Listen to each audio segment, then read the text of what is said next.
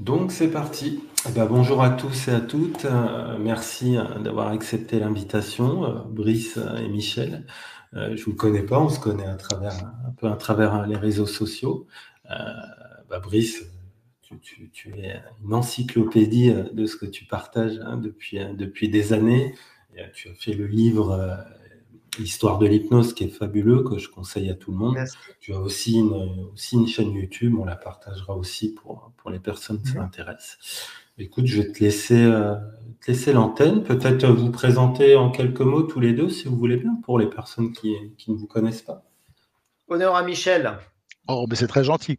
Eh bien, J'en écoute, prie. moi, ça fait, on va dire, allez, une trentaine d'années que je fais de l'hypnose, euh, thérapeutique un peu, avec une école plus hellmanienne qu'éricksonienne, même si j'ai travaillé un peu sur les deux écoles. J'ai commencé en fait l'hypnose un peu par hasard en faisant du secourisme avec des pompiers québécois il y a 30 ans. Et du coup, ce sujet m'a passionné. Je me suis renseigné, j'ai fait un certain nombre de stages, de formation. Et puis, moi, ce que je fais le plus, c'est de l'hypnose de divertissement, mentalisme, hypnose de divertissement, avec un objectif un peu particulier, c'est de faire connaître justement l'hypnose médicale, l'hypnose thérapeutique, et voir un petit peu tout ce qu'on peut faire avec l'hypnose en prenant ce divertissement comme moyen finalement de faire découvrir cette discipline. Voilà, j'ai travaillé aussi sur d'autres sujets un peu plus techniques, comme le recueil du témoignage sous hypnose, mais c'est pas le sujet. Des choses un peu techniques dans un milieu plus professionnel. Voilà, voilà. D'accord. Merci pour la présentation.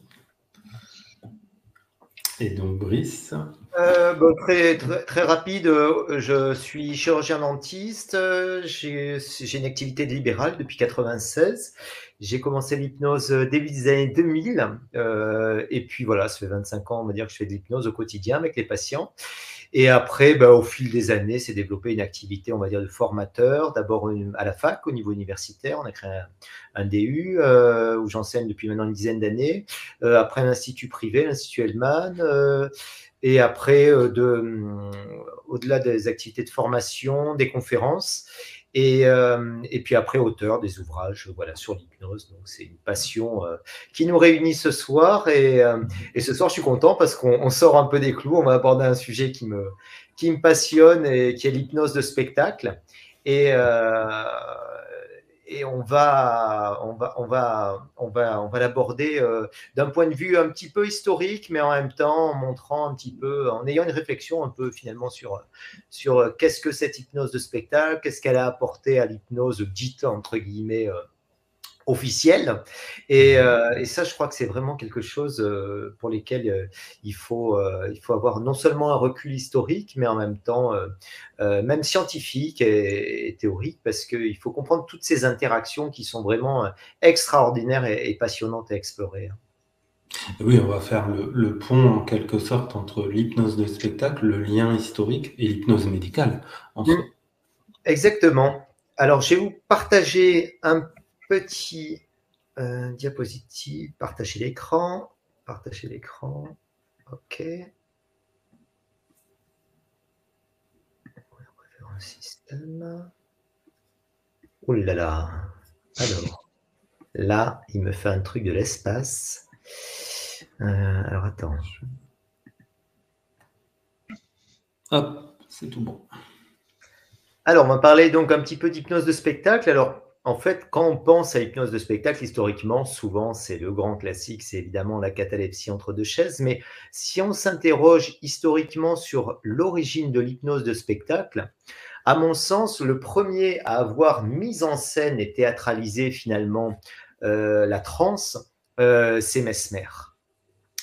Et Mesmer, il va utiliser cette transe collective et cette modélisation, on va dire, thérapeutique d'une transe collective, qu'on va ensuite retrouver par exemple en hypnose de spectacle, à travers le fameux baquet. Je vous ai mis un petit extrait d'un film qui n'est pas excellent, mais qui montre un peu l'ambiance qu'il y avait dans les salons en France au siècle des Lumières.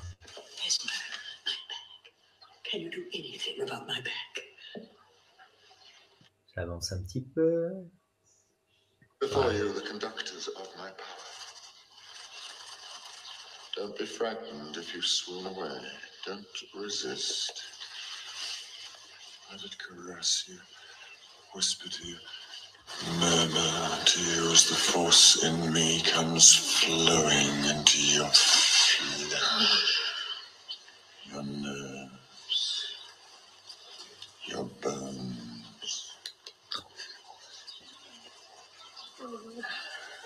Take out.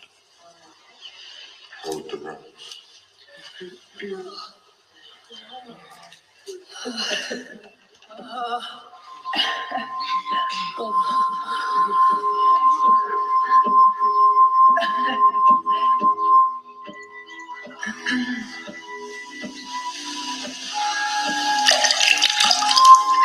perhaps lose control of your senses.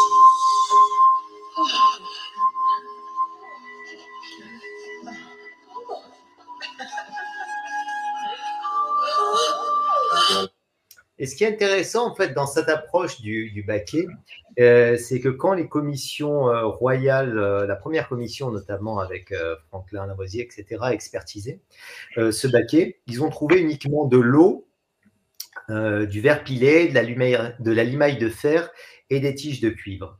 Et en fait, Mesmer, c'était un bon magicien en ce sens que ça a été le premier à utiliser en fait un super truc qui est un convinceur extraordinaire. Il faut savoir qu'au XVIIIe siècle, c'était les débuts, on va dire, de l'électricité avec Volta. Et le premier à avoir créé une pile électrique, c'est l'I2, donc c'est la fameuse bouteille de l'I2. Et en fait, Mesmer, il avait eu une idée géniale. Il avait créé une batterie énorme, c'est-à-dire que des bouteilles de l'I2 entassées les unes avec les autres. Et son secret, donc, qui était dévoilé aux membres de l'harmonie universelle, c'était en fait que quand les participants touchaient les tiges de cuivre du baquet, ben, ils recevaient en fait une décharge électrique. Et donc, tout simplement, ben, ça prouvait l'existence du magnétisme animal. Et c'était pour moi, j'ai un profond respect pour les premiers mesméristes parce que c'est vraiment les premiers découvreurs et praticiens de la médecine psychosomatique et ils avaient compris intuitivement tous les ingrédients de la transe, l'atmosphère, les attentes, les convinceurs, le côté collectif, etc. Donc, cette hypnose, ensuite, après Mesmer, évidemment, elle va se prolonger en France avec, depuis Ségur, avec Deleuze, enfin avec tous les grands mesméristes, on va dire, du XVIIIe. Et puis, parallèlement à ça, il va y avoir en fait les imaginationnistes, donc avec De Faria, avec Hénin de Cuvillers, pour moi, est l'un des personnages peut-être les plus importants du XVIIIe siècle, si on se réfère à ce qu'on fait aujourd'hui en hypnose, avec aussi Bertrand, etc. Et eux vont commencer, en fait, et principalement De Faria, à faire aussi des démonstrations publiques.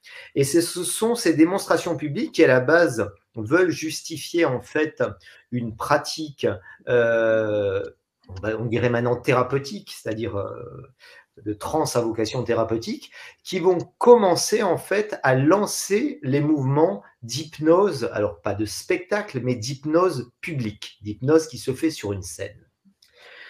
Il faut savoir que le mesmérisme en France, à partir du moment où il y a un déclin du mesmérisme en France, il y a eu toute une branche du mesmérisme qui s'est dirigée vers tous les pouvoirs, entre guillemets, un petit peu extraordinaires du somnambulisme. Et en fait, les premiers magiciens français de cette époque-là, ou bien même italiens, vont reprendre en fait les phénomènes extraordinaires liés aux capacités donc extralucides, par exemple la clairvoyance, la clairaudience, enfin tous ces phénomènes décrits par les mesméristes à tendance, on va dire, spiritualiste. Et ces magiciens, en fait, vont reproduire ces phénomènes-là, mais évidemment en utilisant des trucages. Donc, il y a Giuseppe Pinetti dans les premiers, il y a le grand Robert Houdin, et ça, Michel pourrait nous en parler davantage, évidemment, parce que c'est quand même le grand nom de la magie française, à la fois un inventeur, à la fois le théâtre de Robert Houdin, etc. Et puis après, il y a des mises en scène comme ça, avec notamment les frères Bonheur, avec une assistante comme ça. qui se fait magnétiser et qui, dans cet état de magnétisme, a des capacités psychiques extraordinaires. Alors évidemment, tout ça est truqué. C'est un peu les prémices du mentalisme. Je dévoilerai évidemment pas les trucs. Mais il faut savoir qu'à partir du moment où Mesmer a été désavoué par les commissions, et puis le mesmérisme est tombé, on va dire, un petit peu en désuétude en France. Ensuite, il y a eu quelques survivances en Allemagne. Mais ça s'estompe. Et là, l'hypnose, c'est un peu, en fait, on va dire, un serpent des mers. Hein. Donc, quand ça disparaît à un endroit, pour des raisons soit culturelles, soit médicales, soit on va dire, même spirituelles, parfois religieuses, il réapparaît dans d'autres pays. Et là, il va réapparaître en Angleterre. Et on va avoir ce qu'on a appelé le fameux trio britannique, Elliotson, Esdale, Brett. Et finalement, c'est la première fois qu'on va avoir une véritable interaction entre l'hypnose de scène et l'hypnose médicale. John Elliotson, donc je vous la fais courte, hein, mais c'est un grand patron de la médecine à Londres, et il assiste à des... Alors, après le déclin du magnétisme en France, il y a quelques magnétiseurs comme ça qui viennent importer un petit peu et faire des spectacles de magnétisme en Angleterre, à Londres. Et puis ça prend pas trop... il y a quelques spectacles un peu, mais c'est plus des spectacles, on va dire, un peu avec des feux d'artifice, etc. Mais le magnétisme tel qu'on le pratique, finalement, ça ne prend pas. Et puis, Elliotson, il assiste à une représentation donc d'un Français, Jules de Sennevoix, le baron Dupotet. Il est quand même intrigué par ce qui se passe et lui dit, bah, écoutez, venez à l'hôpital. Et Elliotson, c'est un esprit assez ouvert. Et là, il lui confie des patientes pour utiliser le magnétisme et en fait lui apprendre le magnétisme. Et donc, c'est vraiment lui qui introduit le magnétisme dans le domaine médical. Donc, toute sa vie, et ça c'est extraordinaire, il fera du magnétisme. Il créera en même temps le Lancet, il se fera désavouer ensuite de la fac, il sera président de la Royal Society of Medicine, etc. Donc c'est vraiment quelqu'un qui a un parcours incroyable. Et même à la fin de sa vie, quand on va dire Braid a montré que le fluide magnétique n'existait pas, mais que l'hypnose, on va dire ce qu'il a appelé le monoïdéisme ou l'hypnotisme existait, John Elliotson continuera de croire à l'existence du fluide. Ensuite, on passe en Inde. Alors, c'est un médecin britannique, mais qui, on va dire, est parti dans la Compagnie des Indes et qui va pratiquer en Inde et qui, lui, va découvrir le magnétisme, en fait, à travers The Zoist, qui est le journal édité par Elliotson. C'est un journal, il y a pratiquement 6000, il va le publier pendant une dizaine d'années. Moi, j'ai l'intégralité en PDF. Là, ce qui est très intéressant, c'est qu'il y a beaucoup de comptes rendus, justement, de traitements réalisés en hypnose médicale, mais aussi beaucoup de comptes rendus de séances comme ça, de magnétisme de rue, en hypnose on va dire, de spectacle, de scène. Et en même temps, il va être aussi influencé par les trans de la rue, les trans de la rue, faits par les fakirs notamment. Et il va développer donc ces fameuses chirurgies en hypnoanesthésie qu'on a appelées en état SDL, etc.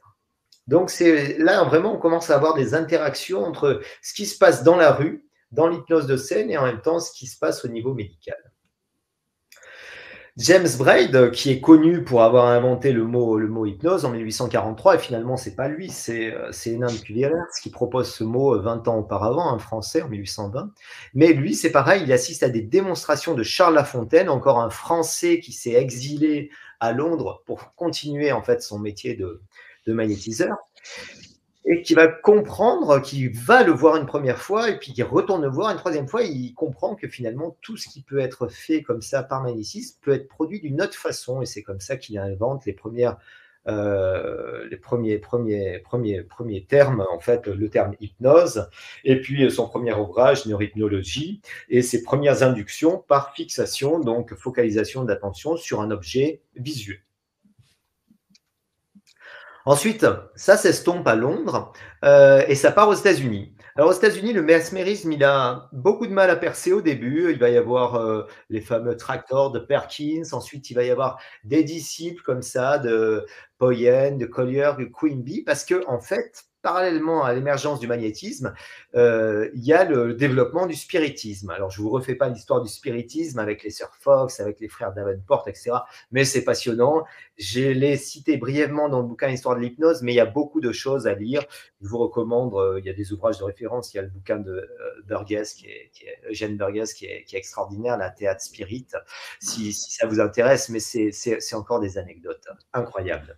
Et donc, il y a des magiciens qui, de la même façon, vont s'emparer de tous ces phénomènes-là, de magnétisme et de spiritisme, pour développer en fait des spectacles dans lesquels on va reproduire tous ces phénomènes de spiritisme, alors on va dire tous les phénomènes liés au mentalisme, liés au spiritisme, etc. Et en fait, la magie, ce qu'on appelait le mentalisme américain, c'est né en fait un peu d'une modélisation des séances spirites qu'on pouvait faire.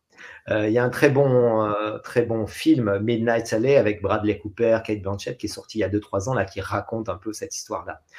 En France, il y a eu Georges Méliès. Georges Méliès, on le connaît beaucoup pour les films, mais à la base, c'est un magicien. Il faisait beaucoup de spectacles parce qu'il avait repris le théâtre de Robert Houdin et beaucoup de spectacles, notamment le cabinet de Cagliostro, des trucs comme ça, étaient issus en fait des démonstrations d'hypnose.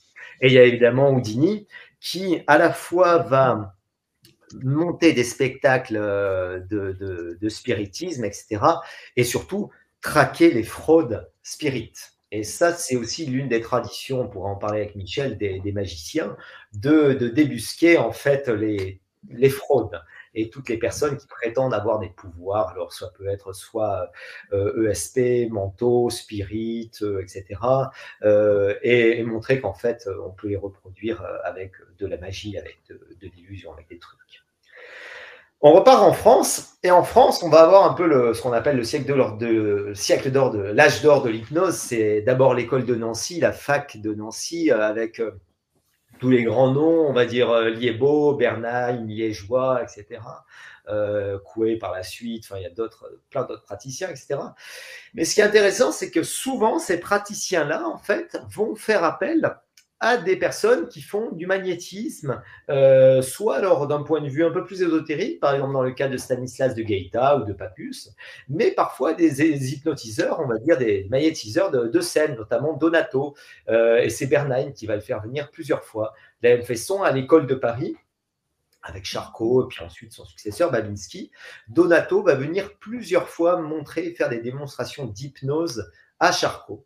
En fait, je crois que ces grands praticiens de l'hypnose, que ce soit par exemple, peut-être un peu moins Liébaud, parce que Liébaud, lui, pratiquait beaucoup, mais Bernheim, et ensuite Charcot, c'était des gens finalement qui faisaient faire l'hypnose des fois par des assistants. Et puis, il y avait toute une théâtralisation de l'hypnose aussi, mais qui n'étaient pas très bons hypnotiseurs eux-mêmes. Donc, ils avaient souvent besoin d'hypnotiseurs de spectacle pour leur montrer des techniques ou même produire l'hypnose sur des patients. Ajoutez à cela que dans le cas de Charcot, ces patientes hypnotisées qui se prêtaient donc au fameux vendredi de démonstration, vendredi soir, de démonstration d'hypnose, du grand hypnosisme, etc. Il y avait quand même une part de simulation et de théâtralisation, et même qui échappait parfois à Charcot. Hein. Donc ça c'est intéressant à noter. Dans ce tableau qui est très connu, donc Charcot à la Salpêtrière, il y a un assistant qu'on voit, c'est Freud, et Freud, de la même façon, il va utiliser l'hypnose à ses débuts.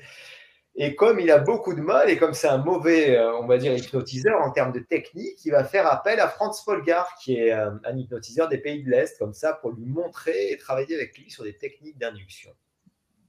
De la même façon, dans l'école de Richer, donc Charles Richer, qui est un peu moins connu, mais qui est très intéressant à explorer avec ses disciples, Julian Ochorowicz, qui est connu pour ses travaux sur la suggestion mentale, la télépathie, et un grand bonhomme de l'hypnose thérapeutique, qui est connu aussi un peu plus des hypnos, Pierre Janet, mais aussi Alfred Binet, etc. Eux vont beaucoup étudier, alors c'est intéressant, notamment les spirites. Et notamment, la plus grande spirit à cette époque-là, c'est Eusebia Palladino. Et Eusebia Palladino, on sait pertinemment maintenant qu'elle a vraiment complètement bluffé et truqué, évidemment, toutes ces démonstrations. Mais Richer il a cru tellement qu'il a consacré des ouvrages entiers sur justement les capacités psychiques en termes de télépathie, en termes de télékinésie, en termes de tout ce qu'on appellerait maintenant les pouvoirs ESP. Et c'est intéressant parce qu'en fait, il y avait les grands scientifiques qui étaient peut-être les plus grands poètes et qui voulaient vivre aussi l'illusion. Et en même temps, il y avait les magiciens qui, eux, de leur côté, savaient quels étaient les trucs utilisés par Palladino. Il va y avoir à ce moment-là, donc, on va dire aussi un âge d'or de l'hypnose de spectacle qui commence vraiment à se produire partout en France, en Europe, que ce soit même en Angleterre, en Allemagne, en Belgique. Et alors, on peut citer évidemment les frères Isola, Bénévole, le grand Donato, qui a été vraiment un grand hypnotiseur de scène, etc. Melinov, Pickman, Dixon qui va beaucoup, on appellerait ça divulguer, on va dire, qui va faire beaucoup de dévinage, qui va beaucoup divulguer, mais ces bouquins sont extraordinaires pour comprendre un petit peu l'ambiance qui régnait dans ces moments-là et surtout comprendre quels étaient tous les trucages utilisés, que ce soit aussi par les spirites, les fakirs et en même temps les magnétiseurs. Donc, il y a beaucoup de choses à prendre.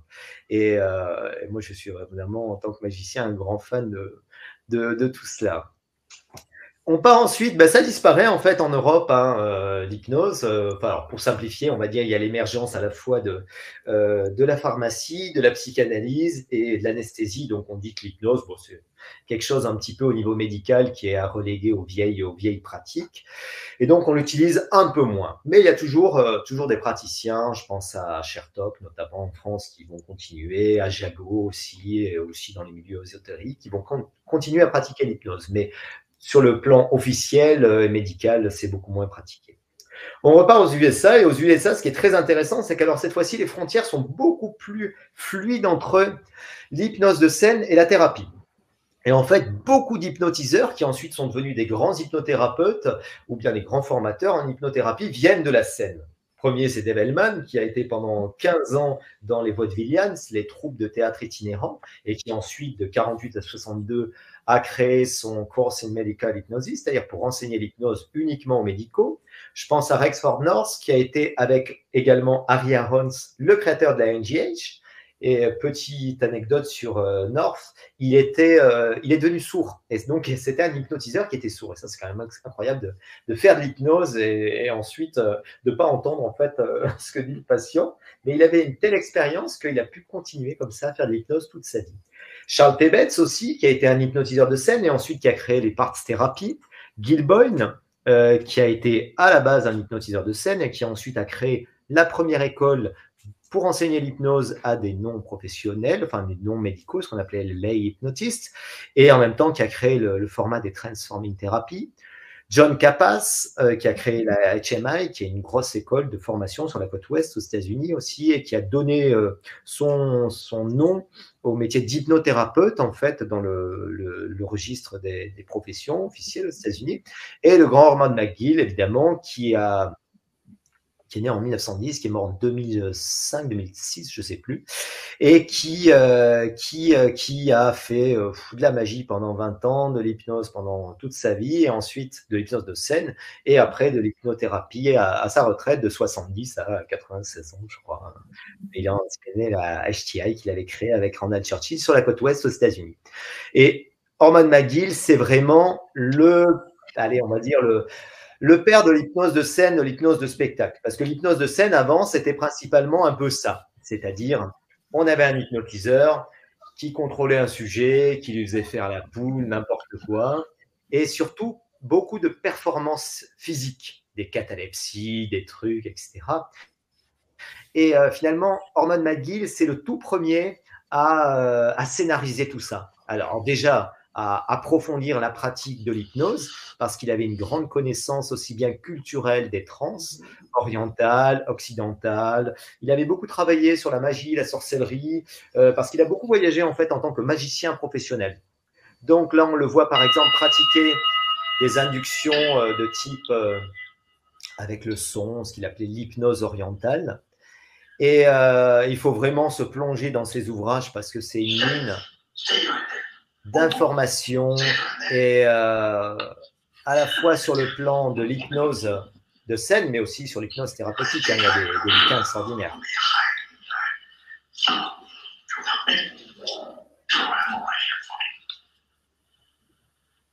Ce qui est très intéressant chez McGill, c'est toujours le côté esthétique. C'est vraiment toujours très doux, c'est un gentleman, et c'est quelqu'un qui avait une telle connaissance de l'hypnose que pouvait obtenir avec beaucoup d'humour, beaucoup de gentillesse, à peu près tout ce qu'il voulait. Les suggestions passaient tout le temps. Voilà. Moi, ça reste mon mentor en hypnose dans la façon de faire de l'hypnose, c'est-à-dire cette élégance, quoi. On retourne en Europe. En Europe, on va avoir des magiciens un peu borderline. On va avoir Jacques Romano, qui est assez peu connu en France, mais qui a fait une carrière incroyable aux États-Unis. Et notamment, Hellman disait de lui, c'est la seule personne qui m'impressionne en hypnose. On va le voir dans les pays de l'Est, Wolf Messing, qui va faire sa carrière un petit peu en faisant des coups assez incroyables, notamment avec Staline, etc. Et le fameux Franz Polgar, qui ensuite va devenir hypnotiseur et va devenir un hypnotiseur très connu aux États-Unis. Il fera une carrière notamment avec beaucoup d'hypnose de scène à la télé. Quand on voit un peu l'hypnose de scène dans ces années-là, de la même façon. What's wrong with these people? Sick? One over the eight? Neither. They're hypnotized. Using total strangers as subjects, here's a demonstration by the famous hypnotist Richard Payne. First, he takes his 3 subjects for a bicycle ride. Now concentrate. C'est toujours une hypnose très, on va dire, très spectaculaire, très visuelle. Voilà, beaucoup de phénomènes physiques, mais finalement, il y a assez peu, avant Orman McGill, de scénarisation des routines. Voilà, c'est toujours, là, on leur fait faire du vélo, après, il y a toujours la catalepsie entre 2 chaises, après, il y a l'orchestre, on les fait jouer d'un instrument, etc. Mais finalement, il y a assez peu de réflexion sur la scénarisation. Et il faut attendre McGill. Pourquoi? Parce qu'en fait, à la différence des autres hypnotiseurs, Orman McGill, lui, vient de la magie. Et souvent, il y a une grande différence, ça on peut discuter après, entre les hypnotiseurs de spectacle et ceux qui sont magiciens. Et à mon sens, c'est lié au fait que quand on est magicien, il y a le goût de l'émerveillement. Et donc, il faut que le spectacle soit merveilleux pour le public et que le public ait envie de participer. Et donc, il va y avoir des routines qui vont avoir davantage tendance, en hypnose de scène, à créer ce goût de l'émerveillement plutôt que manquer de respect, comme on le voit parfois, ou bien être autoritaire ou un peu pushy, malheureusement. Alors, bon, il y a toute la génération française, et puis là, maintenant canadienne, mais avec Michel de la Vega, Dominique Webb, Frank Six, enfin, bon, j'en oublie, hein, mais pour montrer qu'il y a eu vraiment une survivance de ces magiciens et de l'hypnose de scène dans ces années 70, et puis après 80, 90, etc. C'est des magiciens et des hypnotiseurs de spectacle qui ont travaillé avec des médecins. Par exemple, Dominique Webb, il a beaucoup travaillé avec un dentiste qui s'appelait le docteur Raphaël Cherchev, qui a écrit un très beau livre dans les années 70, l'hypnosophrologie en art dentaire.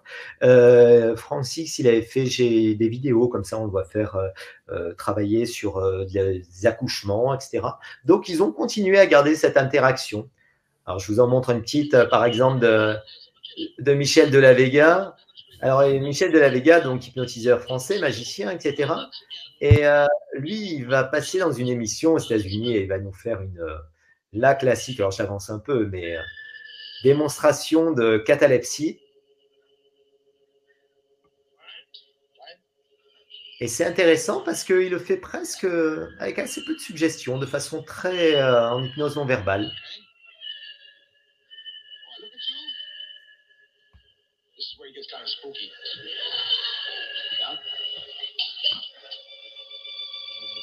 La fixation des yeux, alors ça j'aime beaucoup cette induction, elle est assez amusante.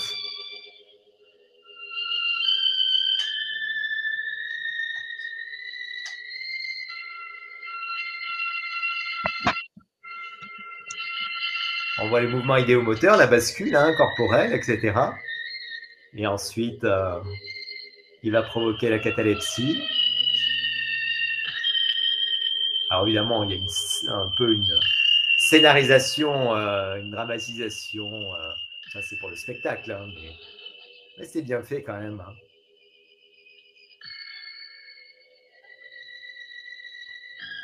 Allez, j'avance un peu.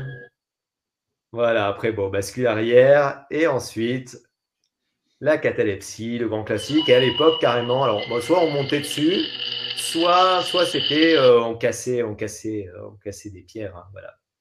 Alors, j'avance hein, parce qu'on en oublie beaucoup, mais j'aimerais faire un parallèle qui est intéressant, à mon sens, entre un grand bonhomme incroyable, et ça, je l'ai un peu cité un peu plus abondamment dans mon bouquin, qui est Walford Body. Walford Body, pour moi, c'est l'équivalent de Derren Brown à l'heure actuelle. C'est-à-dire, c'est quelqu'un qui, il y a un siècle, à la fin au début du 20e, fin du 19e, début 20e, va être le magicien le plus connu du monde entier.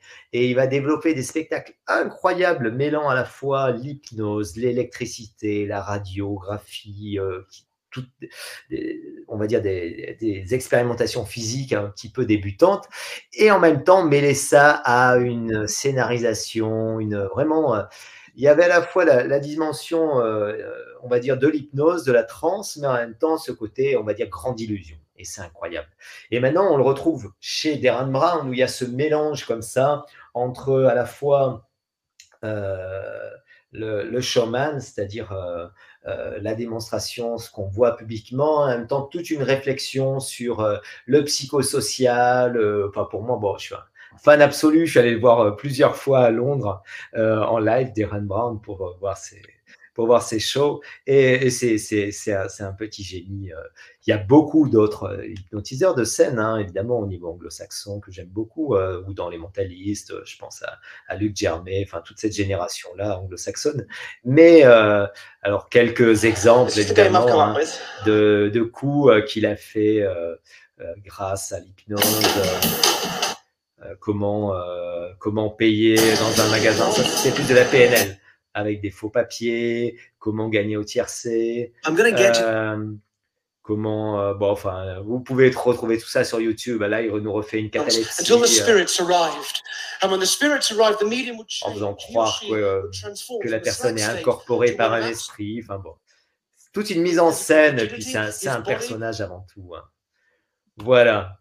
Donc en conclusion, moi je dirais que ce qui est intéressant historiquement déjà, c'est de voir l'ouverture et l'interaction qu'il y a toujours eu entre les hypnotiseurs de scène et l'hypnose dite officielle ou institutionnelle, que ce soit l'hypnose de spectacle, etc. Et moi, particulièrement en hypnose opératoire, moi j'ai une pratique où j'ai 80% d'hypnose opératoire et 20% d'hypnose thérapeutique. Donc en hypnose opératoire, on a besoin de beaucoup d'outils hypnotiques pour gérer la transe profonde, la transe somnambulique, la transe profonde stuporeuse, etc. Et donc tous ces outils viennent en fait de modélisation principalement de la transe de spectacle. Parce qu'en fait, ceux qui savent le plus et le mieux travailler avec le somnambulisme, évidemment, ce sont les hypnotiseurs de scène. Donc, il faut créer des ponts et surtout s'intéresser de très près en tant qu'hypno à l'hypnose de scène. Il y a de la bonne hypnose de scène, il y a de la mauvaise hypnose de scène, comme il y a de la bonne hypnose thérapeutique et de la mauvaise hypnose thérapeutique. Donc, il faut s'intéresser aux bonnes personnes et surtout comprendre quels sont tous les ingrédients de la transe. Voilà. Et comment on produit le management, la gestion de la transe profonde. Voilà, j'aurais fini avec ce petit PowerPoint qui mêlait des éléments historiques. Donc, je pense que j'arrête l'écran. Voilà, je peux repasser. Voilà, c'était un panorama rapide. Alors évidemment, j'en ai oublié beaucoup. J'ai préparé ici des bouquins, si vous voulez que je vous présente quelques bouquins, mais on fera ça à la fin. Je préfère qu'on discute un peu tous ensemble de cette hypnose de scène, cette évolution de cette hypnose de scène, parce qu'il y a des choses incroyables. Et puis aussi, il y a des choses qui sont connues des magiciens et qui ne sont pas connues des hypnotiseurs on va dire, qui font de la thérapie classique et inversement. Donc ça c'est très, très intéressant de pouvoir échanger sur le sujet. C'est passionnant. Et si vous voulez bien, j'ai 2 vidéos, là, t'en as déjà montré une dessus, mais qui sont assez anciennes. Je vais les mettre en... Hop. Celle-ci, je crois on l'a vue, c'est celle que tu as passée. Oui, voilà. Ouais. Hop. Et là, on va avancer un peu. Tac, tac. Donc là, il y en a une deuxième. Hop. Ouais. Your eyes fixed to mine. My eyes, lock your fingers together. Tighter, tighter, tighter. Sleep. Fast asleep and you cannot wake up until I tell to it. But you'll hear no sounds, no noises, nothing but my voice. Now turn around, stand up straight. Stay asleep. Sleep. Deep sleep. That's Mr. Slater giving a demonstration of hypnotism in London. While under the spell, so to speak, the airman had been made to believe that he could hypnotize himself afterwards. I shall feel no pain in my left hand. I shall feel no pain in my left hand.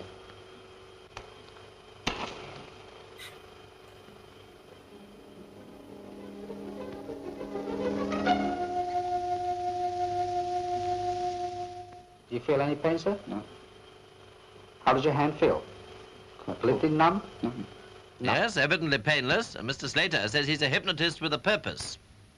As for the self-hypnosis which I have demonstrated here, it is also my hope that the armed forces, the soldiers and sailors of the British Empire, will be taught self-hypnosis so that they may endure the rigors of warfare, may sleep through the greatest bombardment ever laid down, go 2 or 3 days without food, and do many other things which formerly were never deemed possible by the human body or mind.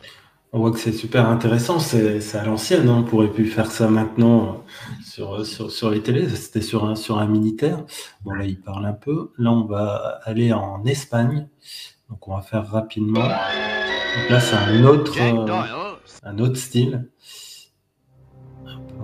Ah oui, je crois que tu l'as peut-être vu. Ouais. Ouais, il est un peu hardcore, on va dire, lui. Ouais. Faut remettre le contexte encore. La mente humana es poderosa. Je vais l'avancer un peu. Et juste pour voir, bon, dans les années 80. ¿Está? Yo estoy en estado receptivo. Yo capto una imagen y lo paso a nivel consciente. Está dudando, dice, señor. Debe de saber el lugar exacto, lo dice a la derecha. Piense. Piense la persona que es con exactitud.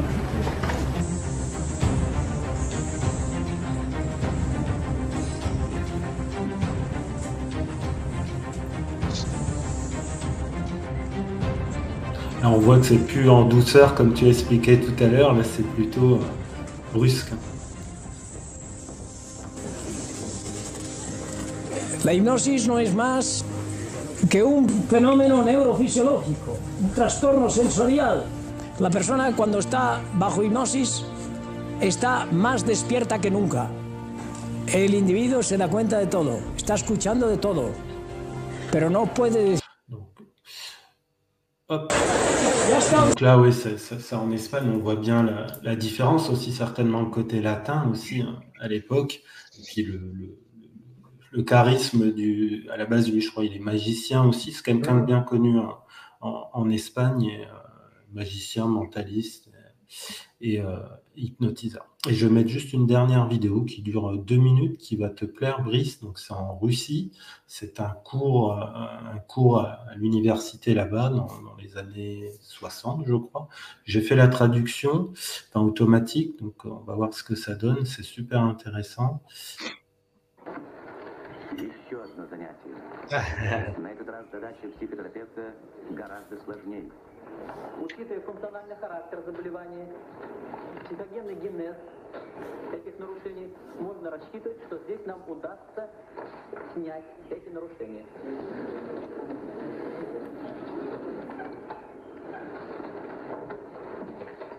Вы можете шевельнуть своей рукой? Как вы себя чувствуете? Я очень плохо.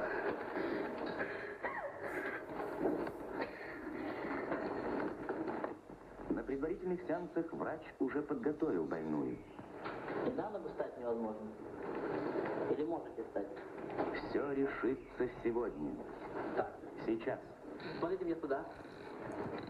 Сейчас по счету 1, 2, 3. Веки ваши станут тяжелыми, непослушными. Мысли в голове спутаются, и вы погрузитесь в крепкий, приятный, глубокий гипнотический сон. 1. Тяжесть, туман. 2. Мысли в голове путаются, тяжесть, туман нарастает. Вы все глубже и глубже погружаетесь в приятный, глубокий, оздоровляющий вас гипнотический сон. 3. Спать. Спать глубже, крепче, приятным, глубоким гипнотическим сном.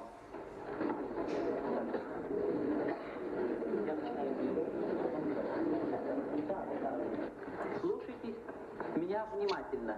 Представьте себе, что сейчас не 1970 год, а сейчас 1968 год. Тот год, когда вы еще были здоровы. Прекрасный летний день, вечер. Вы идете по шумной улице. Вам нужно перейти через улицу на ту сторону. На светофоре зажегся зеленый свет, и вы пошли по улице. Вы переходите улицу, и вдруг, переходя улицу, вы с ужасом видите, что какой-то шофер нарушил правила уличного движения, и на вас мчится легковая машина. Эта машина может задавить вас, спасайтесь от них.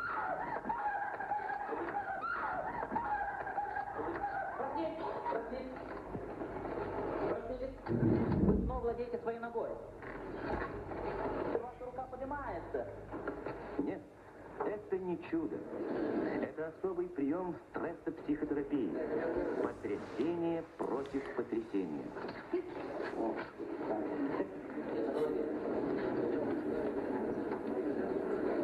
Сегодня для психотерапии такие излечения обычные. C'est vraiment passionnant de voir les façons de travailler, surtout là-bas à l'époque. L'enseignement qu'ils donnaient devant les élèves, c'est passionnant. Donc voilà, les petites vidéos. Bon, après, il y en a plein d'autres. Ouais, c'est super. Moi, je suis un grand fan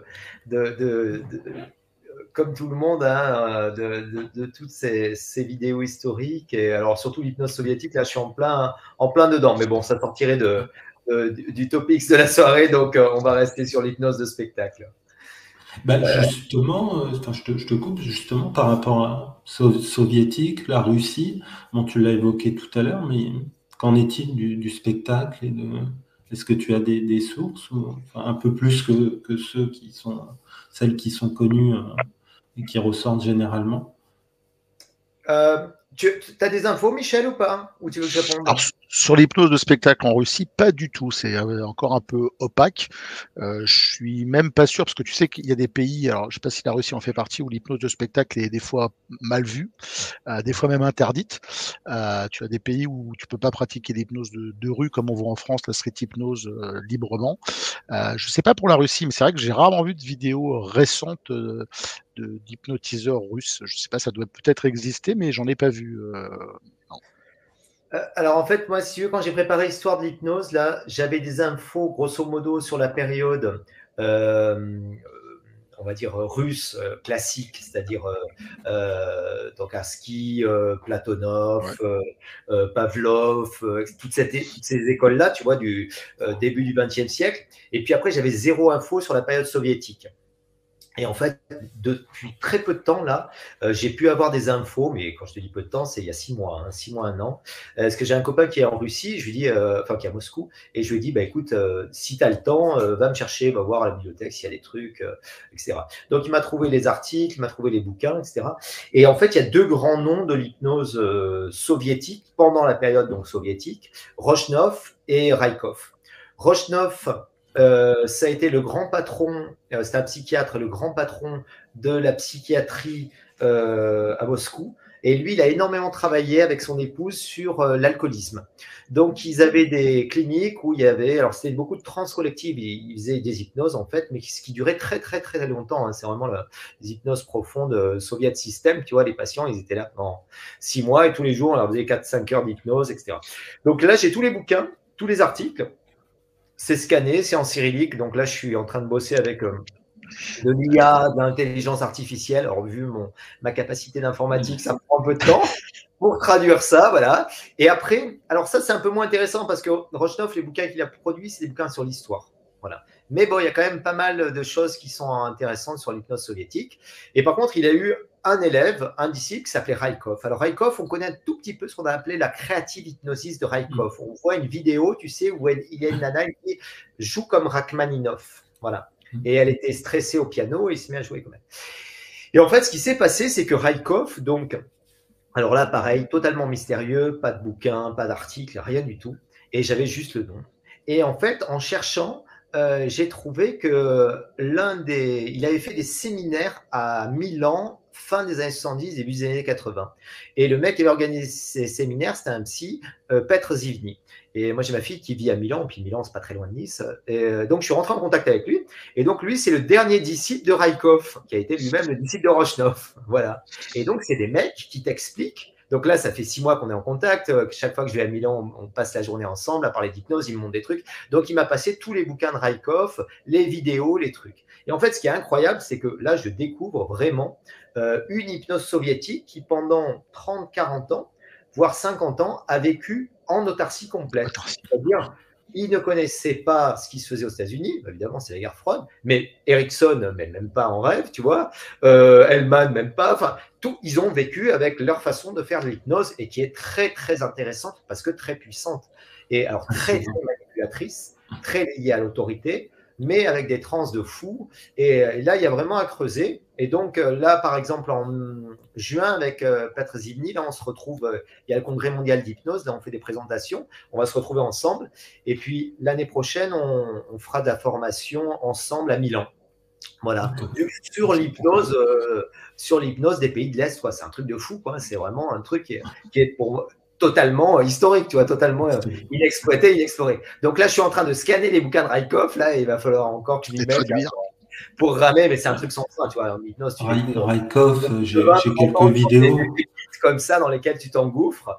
Donc voilà. Donc, alors, pour répondre à ta question, l'hypnose de spectacle, il y a des grands hypnotiseurs connus sur le plan public. Alors, un des plus connus, c'est Kashpirovski. Voilà. Ça, il y a son nom. Il faisait beaucoup d'apparitions télé, mais c'est pas de l'hypnose spectacle tel qu'on l'entend, nous, en termes de divertissement. C'est plutôt de l'hypnose telle qu'on la voit dans les années 20 ou 30, c'est-à-dire très spectaculaire, avec des gens qui s'effondrent, avec des catalepsies, on est encore vraiment dans la performance physique. Et alors qu'aux États-Unis, tu vois, à partir de McGill, l'idée, c'est on crée un spectacle pour qu'il y ait vraiment l'émerveillement du public et il se passe quelque chose. Et on le voit ensuite où il y a, par exemple, des hypnotiseurs incroyables. Moi, je pense à Pat Collins. Les spectacles de Pat Collins, c'est incroyable de drôlerie, quoi. Après, en Australie, je ne sais pas si vous connaissez Martin St. James, mais c'est extraordinaire, c'est drôle, quoi. C'est vraiment... tu sens que derrière le phénomène hypnotique, il y a vraiment une exploitation du phénomène pour le spectacle, voilà. Et finalement, ce qui va te compter, c'est le spectacle. Et surtout, il faut que ce spectacle, c'est pas que du spectaculaire. Il faut qu'il y ait vraiment une histoire, un storytelling, qu'il y ait un fil rouge, etc. Et maintenant, un vrai spectacle d'hypnose de scène, c'est plus j'hypnotise des gens, je les fais tomber par terre, parce que ça, tout le monde a vu ça. Mais c'est je raconte une histoire et dans cette histoire, il se produit des trucs, etc. Et au plus les spectateurs sont émerveillés, au plus ils ont envie de dire j'aimerais bien vivre ça, tu vois. C'est un peu comme en street. Enfin, moi, on partait de la même intention, c'est-à-dire faire vivre aux gens des phénomènes extraordinaires pour que les autres qui participent aient envie de vivre la même chose. Voilà. Et donc, tout ce qui était évidemment irrespectueux, tout ce qui était brutal, tout ce qui était, on va dire, pas éthique, c'était totalement évacué parce que sinon, tu perds complètement l'enjeu de soit de la street, soit de l'hypnose de scène. Hein. Et je crois que Michel, toi qui as de la bouteille, comme on dit, tu as vraiment l'évolution dans le milieu de l'hypnose de scène. Ouais, il y a clairement une évolution. Ouais. Il y a une évolution énorme entre même Dominique Webb et maintenant. Et pourtant, Dominique Webb, moi, j'ai connu des gens qui ont travaillé avec lui. Je pensais à Gaëtan Bloom notamment. On en a discuté longtemps. Voilà. C'était une autre époque. Alors, ça évolue. Heureusement, il y a peut-être encore quelques personnes qui restent à l'époque ancienne, ou par leur comportement, etc. Tu parles de mise en scène, la mise en scène, elle est fondamentale. Ça se développe de plus en plus. Pourtant, on a quand même énormément de spectacles d'hypnose qui sont stéréotypés. On va retrouver les mêmes routines à la suite. C'est pas du tout péjoratif ce que je vais dire, mais des spectacles de camping qui vont s'enchaîner pareil. Et inversement, comme tu l'as fait remarquer, il y a plein de gens qui développent ce côté un peu comme en magie humoriste. C'est-à-dire qu'on va utiliser l'hypnose, mais on va aussi faire un one-man show avec cette hypnose qui va être très drôle. Les Américains ont commencé bien avant nous, tu l'as nommé. Mais on arrive à voir en France un petit peu comme Éric Antoine avec la magie, des spectacles d'hypnose où on va avoir le côté humoriste, one-man show, qui va finalement un peu augmenter le spectacle pour faire de l'humour et faire un vrai spectacle. Ça se développe de plus en plus en France. Les gens, mais là, ça demande une double casquette, j'ai envie de dire, parce qu'il y a le côté technique de l'hypnose, mais il y a aussi le côté humoriste, et tout le monde n'a pas la tchatch ou la mise en scène ou le côté comédien qui va bien. Mais c'est bien aussi parce que c'est vrai que ça renouvelle un peu le genre. Tu parlais de catalepsie, moi c'est vrai quand je vais voir un spectacle d'hypnose et que tu vois des gens qui dansent un slow avec des chaises, une catalepsie à la fin, et au début des inductions où tout le monde tombe, tu te dis oui, mais ça je l'ai vu des milliers de fois dans les 40 dernières années, quoi. Ouais. Alors que maintenant, tu as des gens qui font des efforts au niveau musique, au niveau son, au niveau costume, au niveau, comme tu dis, raconter une histoire, c'est-à-dire intégrer ces routines d'hypnose, pas simplement, tu vas oublier ton prénom, mais intégrer dans une histoire du début à la fin, où tu vas pas simplement être bourré, mais tu vas boire un liquide, voilà, où tu vas avoir une mise en scène. Et un peu comme en magie, tu donnais l'influence des magiciens sur les hypnotiseurs. La magie, en cela, c'est une très bonne école, comme le théâtre, parce que finalement, quand le spectacle est construit comme un film, finalement, ni plus ni moins, ou comme une pièce de théâtre, avec ses unités de temps, avec toute cette graduation, on va dire, dramatique, avec etc., ça renouvelle, enfin, ça donne un vrai spectacle, et c'est un vrai show, et pas simplement une démonstration à l'ancienne de pouvoir avec un queue de pie, et très grand geste, ou le pendule, et même si on peut reprendre ça pour un spectacle d'ailleurs, parce que du coup, le retour aux sources peut être sympa aussi en hypnose. Mais non, je pense que tu as parfaitement raison. Moi, ce que je voudrais dire aussi peut-être, c'est entre l'hypnose de spectacle et l'hypnose thérapeutique, il y a une approche qui est différente selon les civilisations. Les anglo-saxons ont compris bien avant nous, mais vraiment bien avant nous. On parlait d'Hellman, bien sûr, mais il y en a eu d'autres aux États-Unis. McGill, dont on parle, qui a fait d'ailleurs une magnifique encyclopédie de l'hypnose de spectacle, qui est traduite en français, en tout cas les 2 premiers tomes pour l'instant, qui est traduit en français, qui, même si elle est datée, est formidable par la qualité de tout ce qu'il a pu mettre dedans. Les anglo-saxons, ils avaient compris depuis longtemps, c'est-à-dire que les gens du spectacle sont venus à la thérapie, ils faisaient du spectacle, et ça encourageait les gens à aller voir des hypnothérapeutes parce qu'ils voyaient des spectacles d'hypnose. Chez nous, ça s'est passé, tu l'as dit au début, c'est-à-dire à l'époque de Charcot, tout ça, ils avaient vu des spectacles, ils se sont dit comment on peut faire. Et puis après, il y a eu vraiment un blackout, je trouve. Alors peut-être lié aussi parce que la médecine a mis du temps à se mettre à l'hypnose finalement, et à rejeter une partie en disant attendez, on fait de l'hypnose, mais nous c'est de l'éricksonien. Et je parle pas de tout le monde, mais il y a eu ce barrage qui a dit il y a l'hypnose de spectacle d'un côté, mais nous on fait pas du tout ça, on fait pas d'induction, on fait comme ça, on fait voilà. Et maintenant ça change, et c'est super que ça change. Enfin, ça fait quelques années que ça a déjà changé. Mais je trouve que les anglo-saxons, tu vois, on parlait de même Mesmer au Canada, enfin au Québec et au Canada, ça attirait des gens chez les hypnothérapeutes. Chez nous, c'était plutôt les hypnothérapeutes qui disaient ah non, mais moi, je pratique pas ce genre d'induction, je fais tomber personne, je fais pas la poule. Moi, c'est du conversationnel, c'est de l'induction indirecte, c'est Milton Erickson mis à toutes ses sauces. Et je trouve que ça change un peu. Enfin, moi, ce que je trouve qu'il faut vraiment changer, mais je sais, Brice, qu'on est d'accord là-dessus, c'est que l'hypnose, c'est l'hypnose. Après, il y a le spectacle, c'est une utilisation de l'hypnose, il y a la thérapie, il y a l'hypnose médicale, tout ça c'est une autre utilisation.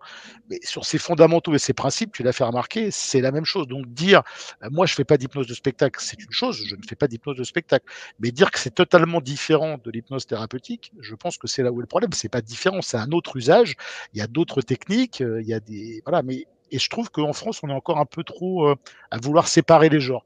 Mais je crois qu'on le fait aussi en France avec un acteur n'est pas un chanteur, alors qu'aux États-Unis, ils font tout en même temps. Je veux dire, Dave Hellman, voilà, il a fait de la radio, il a fait du showbiz, mais il était super crédible également comme thérapeute.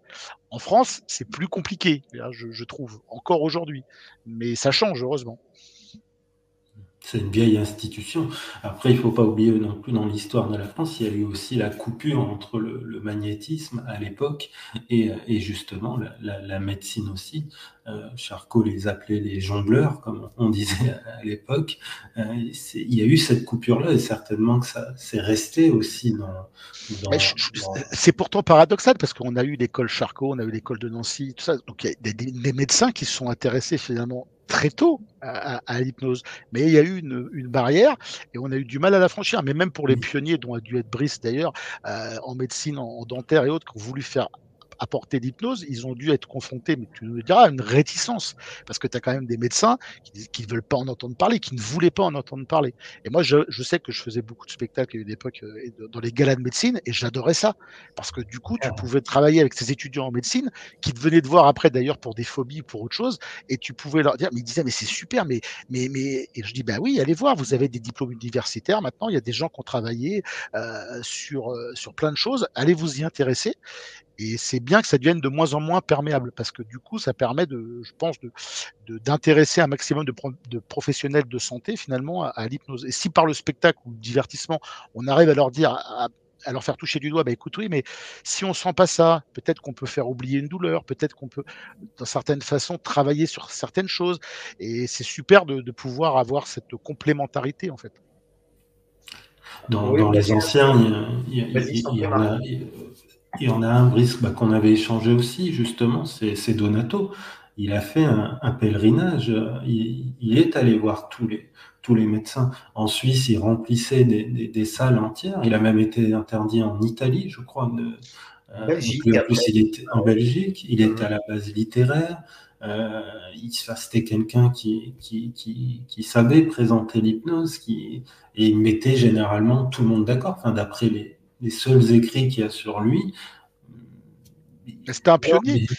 C'était clairement un pionnier. Mais alors après, il faut relativiser aussi. Je veux dire, on peut comprendre que la médecine ait des doutes, parce que quand on voit les hurluberlus et certains gugus qui mélangent tout et n'importe quoi et qui nous expliquent qu'ils font de l'hypnose régressif avec les anges tout en en faisant du reiki. Enfin, je veux dire. Il faut aussi, j'ai envie de dire, balayer devant la porte en disant attention, parce que c'est compliqué finalement quand tu n'as pas un cadre précis.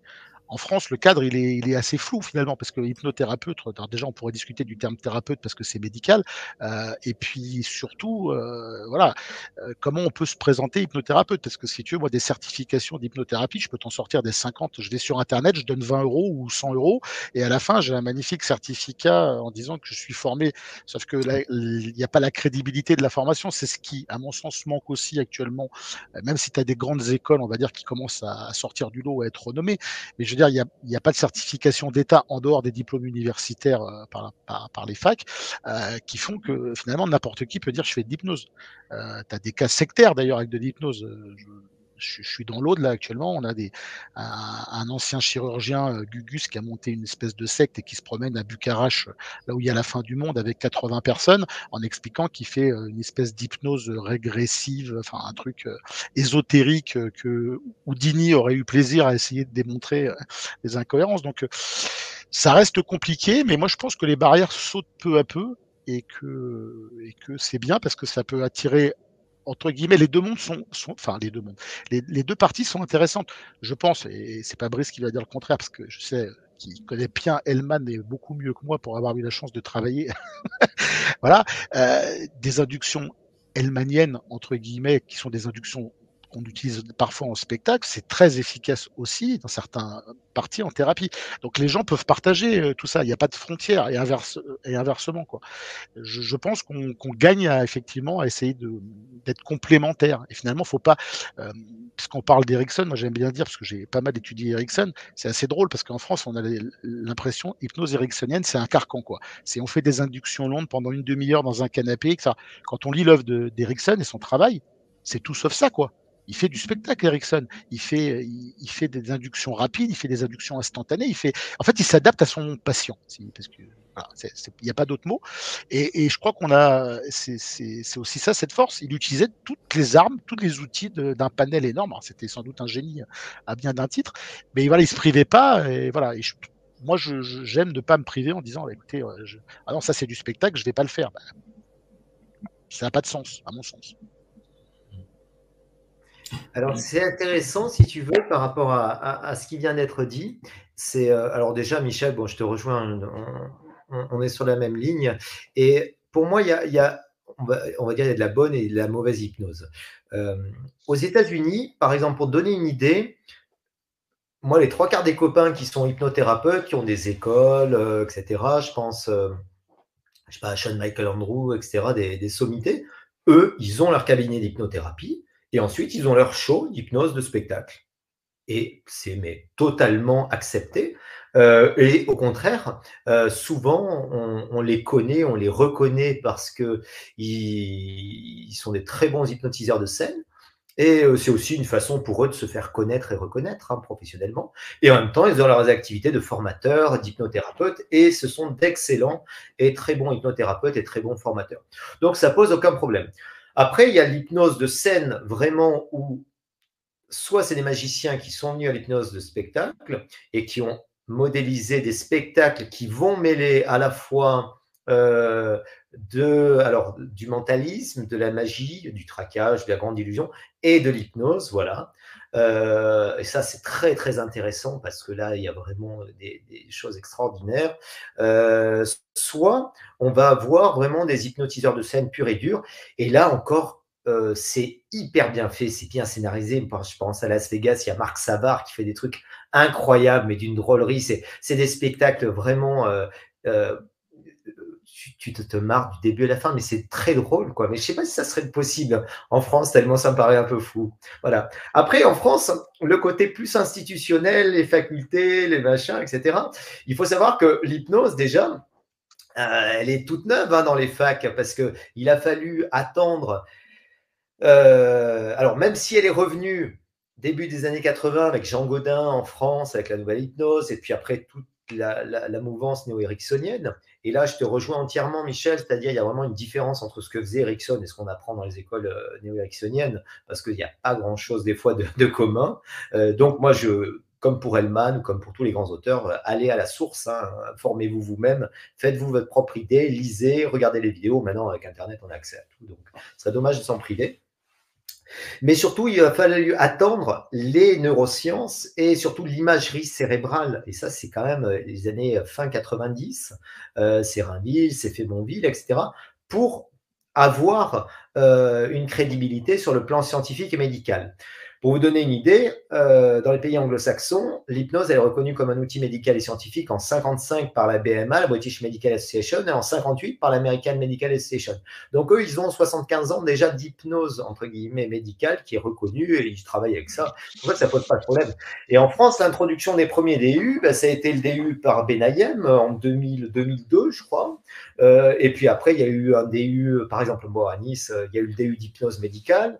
Nous, il y a une dizaine d'années, on a créé le DU d'hypnose dentaire opératoire, c'est-à-dire d'hypnose opératoire, c'est-à-dire soigner en hypnose, etc. Donc, tout ça, ça prend du temps parce que la médecine, c'est une institution. Et moi, je vois, quand je fais des conférences pour des médicaux, la première question que je pose, c'est qui croit à l'hypnose ? Et là, mais t'as un tiers de la salle qui croit à l'hypnose, tu vois. Et je leur explique que croire ou pas, l'hypnose, c'est pas une question de croyance, c'est une question de connaissance médicale et scientifique à l'heure actuelle. Mais dans le domaine médical, tu as encore, et c'est hallucinant, un tiers des médecins ou des dentistes ou médicaux paramédicaux qui eux, croient que c'est du domaine, enfin, les 2 tiers pense que c'est du domaine de la croyance, tu vois, que c'est un truc... Ce qui est incroyable d'ailleurs, parce que c'est incroyable, des anesthésies, même locales, enfin, on fait de l'anesthésie sous hypnose, donc moi c'est ce que je dis à des gens qui me disent la même chose que ça, mais est-ce que vous croyez vraiment qu'il y a des dentistes ou des médecins ou des chirurgiens sains de corps et d'esprit qui utiliseraient quelque chose qui n'existe pas afin de les aider dans leur pratique médicale ou opératoire? C'est des gens sérieux, ils ont fait 10, 15, 20 ans d'études pour certains, ils sont pas fous, quoi. C'est vrai que c'est exactement ce que tu dis, on a encore des sceptiques, voilà, c'est drôle. Ah oui, il y a du travail à faire, parce que déjà, moi je pense que c'est un outil qui est très largement sous-estimé. Alors, dans le domaine médical, voilà. Les hypnothérapeutes, c'est une profession qui commence à se développer en France depuis pas mal d'années, parce qu'il y a des écoles de formation. Et je te rejoins entièrement, Michel, et je pense que Marc est d'accord. Le problème, c'est pas le diplôme. Le problème, c'est la certification, c'est-à-dire qu'est-ce qu'il y a dans le diplôme, le contenu. Et le nombre d'heures de formation, etc. Et comme tu dis, tu peux faire un week-end et comme il n'y a pas de réglementation de l'hypnothérapie, et moi je pense qu'il faut vraiment que les hypnothérapeutes entre guillemets, se bougent pour que les écoles fournissent déjà le standard. Voilà, c'est-à-dire c'est au minimum 300 heures de formation, puis ensuite 200 à 300 heures de supervision, et le contenu doit être le même. Par exemple, Aux États-Unis, et souvent je donne cet exemple, que tu fasses la formation avec la NGH, la CH, l'IMDHA, etc., tu as le même standard pour être hypnothérapeute, c'est-à-dire en nombre d'heures, mais surtout le même contenu. Donc, quoi que tu fasses comme école, tu sais que tu auras à peu près une uniformisation, on va dire, du niveau de l'hypnothérapie et des compétences des hypnothérapeutes en France. Il y a trop de disparités, sans parler des dérives, on va dire, soit vers de l'hypnose, on va dire, non éthique, voilà, malheureusement, avec les affaires qu'il y a en ce moment, soit vers les dérives, on va dire, totalement spiritualistes et des trucs. Bon, chacun ses croyances, hein, mais voilà. Donc, il y a du boulot, voilà. Mais pour revenir au sujet qui nous occupe ce soir, moi, il y a un élément qui me passionne, tu vois, et dont j'ai besoin au quotidien, c'est la gestion de la transe profonde. Voilà. C'est la gestion de la transe profonde somnambulique. Et ça, ce qui est génial, et j'ai la chance d'avoir un copain, Michel Kaplan, avec qui on discute depuis des années justement sur le somnambulisme, etc. Et puis en même temps, sur la gestion de la transe profonde aussi stuporeuse, qui est une transe de léthargie dont j'ai aussi besoin sur le plan chirurgical pour l'hypnosédation, etc. Et ça, je crois que c'est dommage de se priver justement des connaissances et de l'expérience qu'ont accumulé les hypnotiseurs de spectacle, parce qu'ils savent beaucoup de choses et beaucoup de techniques qui sont psychocorporelles, qui sont physiques, pour produire de la transe, pour l'accentuer, etc. Et moi, c'est ce que j'utilise beaucoup. Alors, on appellerait ça l'hypnose non verbale, mais je n'aime pas trop ce terme. Mais pour moi, une suggestion, c'est pas quelque chose de mental. Il faut que ça s'adresse à la fois au corps, mais à l'esprit, aux deux, pour que ça soit efficace. Et il y a plein de techniques qu'on a développées au cabinet, qu'on enseigne, etc., et qui sont utilisées en hypnose opératoire, qui viennent directement en fait de l'hypnose de scène, hein, et pas que des trucs d'Hellman, hein, des trucs très anciens, des trucs de Mesmer, des trucs de Faria, des trucs de Cuviers, des trucs, voilà. Et ça, il faut vraiment avoir cette curiosité-là pour se dire, bah tiens, je pioche un peu ça, et puis l'hypnose, c'est un art, hein, donc on s'approprie plein de choses et on le fait ensuite avec sa personnalité. Hein. C'est ça qui est formidable, c'est que tout est déjà là, en fait. Enfin, au-delà de la nouvelle hypnose, mais l'hypnose moderne, mais finalement, il n'y a pas grand-chose à réinventer. Non. On a déjà... Tu parlais du livre de Brice, quand tu vois le livre de Brice sur un chef-d'œuvre, qui est un chef-d'œuvre, ça je suis d'accord, et qui surtout reprend des inductions très anciennes dans ces petits chapitres.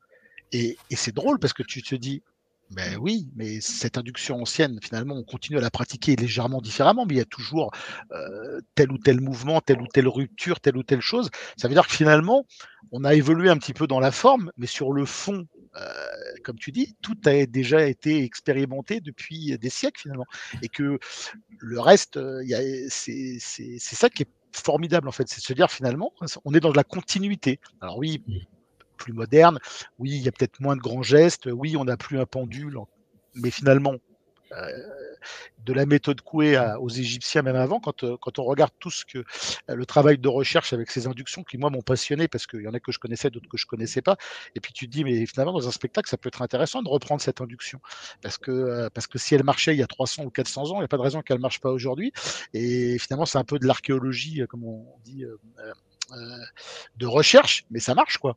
Et je me suis amusé moi à tester des inductions qui fonctionnent, ça fonctionne. Il n'y a pas d'autre mot quoi. Donc finalement on est que dans la continuité, et c'est même bluffant, enfin fascinant de se dire que finalement peut-être dans les temples égyptiens du sommeil il y a 3000 ans, bah, ils avaient déjà des choses qu'on utilise encore maintenant. Et pareil, je reprends ta vidéo sur la Russie là, qui était intéressante avec cette dame qui a eu un choc et qui se met à marcher. On peut le mettre en parallèle avec certains miracles du Moyen-Âge, certaines choses du Moyen-Âge. Est-ce que finalement, ces miracles, ces saints, c'était pas aussi des gens qui avaient ce pouvoir de fascination et qui utilisaient finalement sans le savoir de manière intuitive ce qu'on utilise actuellement nous en hypnose, et voilà, on peut mettre ça plein de choses à la lumière de ça quoi. On retrouve ce genre de phénomène chez les pasteurs américains. C'est exactement les mêmes phénomènes. Darren est passionné par ça. Dans son spectacle à Darren Road, on le voit, la façon de faire, l'un de ses derniers, c'est Magicien, je ne sais plus comment il l'appelle, il est fascinant ce spectacle. C'est la façon de faire, et en plus de ça, comme vous disiez, il mélange de la magie, du mentalisme, de la PNL, c'est tout un... Mais les pasteurs, c'est pareil, sauf qu'eux, ils font naturellement. Il y a tout le côté, bien évidemment, religieux qui rentre en compte, les croyances, etc. Mais ce sont de la psychologie sociale, hein. C'est des trans de groupe, finalement. Ouais. Oui, et puis moi, si tu veux, je reste intimement persuadé que, alors déjà, tu vois, pour aller dans le sens des propos de Michel, pour moi, l'hypnose, c'est-à-dire, c'est comme une boule à facettes. C'est-à-dire, la transe, c'est au milieu, tu vois, et tu as plein de facettes. Et cette transe, tu vas pouvoir l'exploiter médicalement, d'un côté, thérapeutiquement, pour le divertissement, pour la recherche, etc. Mais la transe, que tu fasses une transe somnambulique en spectacle, une transe somnambulique en opératoire, en cabinet, en médical, c'est la même. Hein, c'est la même. Si tu fais un IRM fonctionnel, tu t'apercevras que c'est les mêmes processus qui s'activent. Hein, voilà. C'est une transe onirique, c'est-à-dire c'est une transe hallucinatoire. Tu es dans du Aaron 5, c'est-à-dire hallucination positive, négative, etc. quoi. C'est le même principe de fonctionnement. Et donc, pour moi, la seule différence, c'est l'exploitation finalement de la transe, c'est-à-dire le cadre que tu as défini et la posture. Voilà. Et c'est pour ça que tous les débats qu'il y a eu autour de l'hypnose de scène, de temps en temps, ou régulièrement, on dit « Ah non, c'est pas éthique, ah non, c'est pas bien, ça donne une mauvaise image de l'hypnose pour les médecins, les machins. » Moi, pas du tout. Ça me gêne pas du tout parce que d'un point de vue anglo-saxon, déjà, culturellement, je trouve ça totalement simple et admis, c'est beaucoup plus fluide. Deuxièmement, en plus, pour moi, je reste vraiment attaché à cette hypnose d'Hormone McGill parce que c'est vraiment ce qui m'a formé. Et donc, j'ai un profond respect pour l'hypnose de scène et pour ceux qui la font et pour les magiciens parce que c'est un art, la magie. Et ce sont des artistes. Et aussi bien les magiciens que les hypnotiseurs de scène, ce sont des véritables artistes. Et puis surtout aussi, je reste intimement persuadé que finalement, Mesmer, par exemple, qui est le plus peut-être médiatique, j'en sais rien en France, mais il a fait bien plus pour la connaissance de l'hypnose au grand public que malheureusement certains praticiens qui défrayent la chronique à l'heure actuelle pour des sales affaires. Et finalement, moi, tous mes patients, ils connaissent, ou ils ont vu Mesmer, ou ils savent ce qu'est l'hypnose. Alors, Star sous hypnose. Voilà, ou les trucs comme ça. La télé avec la prime time de TF1, forcément. Oui, j'en ai vu à la télé. Je me dis, bon, ça va pas être aussi spectaculaire, mais voilà. Mais tu vois, l'idée, c'est que, on sait ce que c'est. Alors qu'il y a 20 ans, quand j'ai commencé l'hypnose en 2000, déjà, d'un point de vue du Conseil de l'Ordre, tu le disais pas. Tu parlais de relaxation, de machin, tu vois, etc. Et puis, deuxièmement, quand tu parlais d'hypnose aux patients, alors il fallait faire le prétoc, hein, c'est-à-dire expliquer ce que c'était pas, ce que machin. Enfin, pourquoi ? Parce qu'il y avait tellement de méconnaissances, tellement de préjugés. Et maintenant, je trouve que quand même, il y a eu un progrès. Et ça, c'est vraiment aussi lié à cette ouverture qu'il y a eu avec l'hypnose de spectacle. Hein. Donc, moi, en tant que thérapeute, en tant que médical, etc., et là, on a fini la convention d'hypnose moderne à Nice, on a de l'hypnose de spectacle, on a un hypnotiseur de spectacle qui a fait des ateliers et à chaque fois, c'est blindé de participants parce que tout le monde veut aller voir, tu vois. Donc, il y a à la fois une demande, mais surtout une interrogation. Et je trouve qu'il faut vraiment s'y intéresser parce que déjà, historiquement, c'est incroyable. Et puis après, même techniquement, on apprend plein de choses. Et moi, le bouquin, tu vois, Histoire de l'hypnose, suite à ce bouquin, j'ai fait beaucoup de séminaires. Alors, pas sur l'histoire de l'hypnose parce que c'est un peu rébarbatif, mais par contre, ça s'appelait Induction historique. Et pendant 2 voire 3 jours, je leur faisais faire toutes les inductions historiques, depuis les inductions chamaniques, égyptiennes, etc. Et après, je refaisais un petit blabla sur l'histoire de l'hypnose. Mais en revivre ces inductions historiques sur 2-3 jours, les praticiens ils repartent avec plein d'outils, de toutes les techniques, et c'est un régal à faire. Et je suis sûr qu'il y aurait un spectacle d'hypnose de spectacle à faire comme ça sur l'histoire. Sur ça, ah oui. J'ai lu ton livre, c'est la première chose que j'ai pensé. Quand j'ai lu le livre, je dis on pourrait faire l'hypnose à travers les âges, en utilisant toutes ces inductions et toutes ces écoles qui se sont succédées dans les 3000 ans. Et à mon avis, il y a quelque chose à faire. Je suis d'accord avec toi. Ouais, vraiment, hein, vraiment. Mais d'autant plus que Oui, vas-y. Non, je disais juste que la limite, tu l'as dit, il n'y a pas de limite. C'est-à-dire qu'à l'origine, Mesmer, il faisait le vrai, l'historique, Anton, il faisait du spectacle. Et tous après, la plupart des gens qui faisaient, il y avait cette mise en scène. On peut imaginer, même si on n'y était pas, que dans les temples égyptiens, les prêtres avaient une mise en scène. Et voilà, et que donc en fait, finalement, au départ, c'était vraiment des disciplines liées, puisque finalement, la mise en scène faisait partie de l'induction, de la fascination, de la captation du regard, de l'attention de la personne. Donc, en fait, à l'origine, finalement, c'était lié, totalement lié.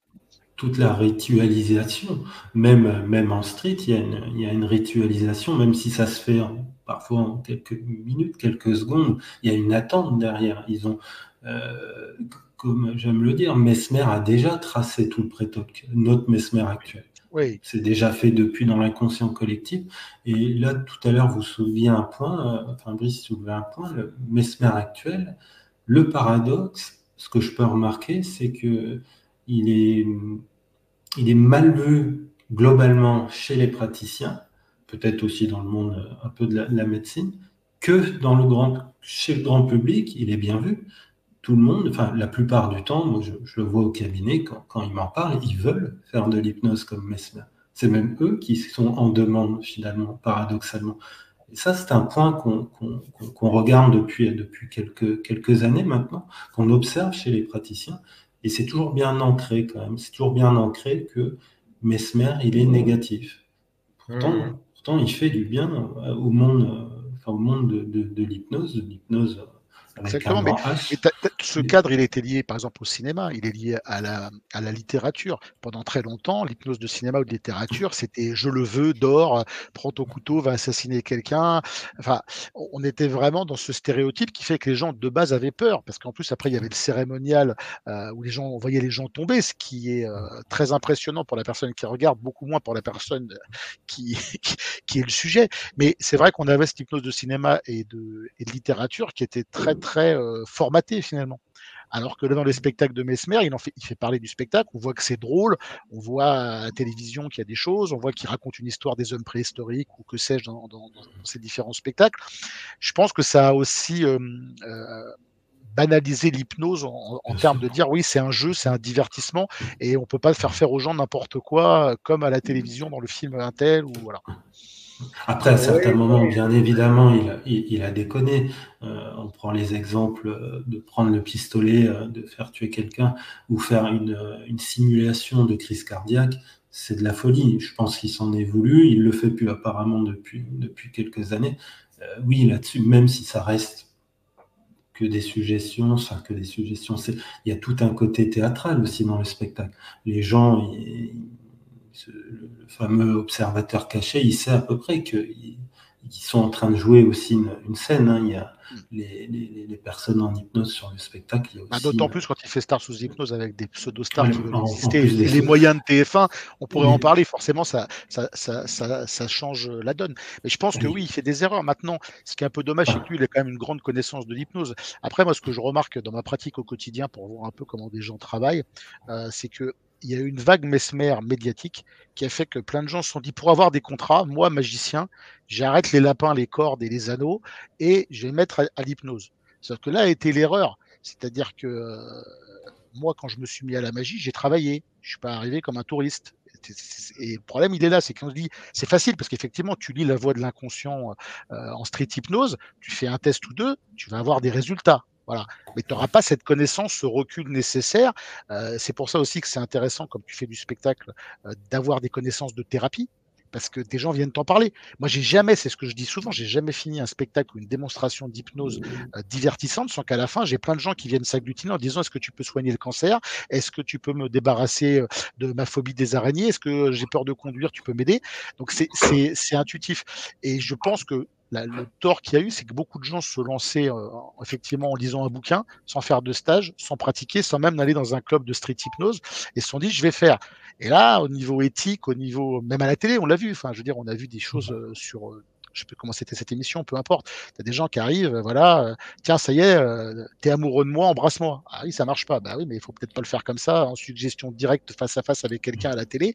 Il y a plein ou des gens qui sont dépassés par les événements parce qu'ils pensent qu'ils ont mis une induction, que la personne elle est par terre et qu'elle se relève pas et qu'ils n'arrivent pas à la réveiller, ils savent pas quoi faire, ils sont complètement perdus ou qui savent pas gérer une abrécation. T'en as beaucoup comme ça. Et c'est préjudiciable parce qu'après, tu as des gens qui en souffrent, et, y compris depuis des années. Moi, j'ai eu des spectacles où des gens avant venaient voir en disant mais moi, je veux pas que vous m'hypnotisiez parce que j'ai été hypnotisé il y a 20 ans, j'aime pas du tout, et on a qui ont gardé un super mauvais souvenir parce que ça n'a pas été fait avec bienveillance, avec éthique. Et je suis en contact avec beaucoup de praticiens qui me disent, ben, on reçoit quand même régulièrement des gens suite à des spectacles ou des démonstrations, et tu comprends quand tu discutes que ça a été fait vraiment n'importe comment, avec des gens qui n'ont pas de connaissances, qui n'ont pas de formation, qui se disent, je vais faire de l'hypnose. Bon.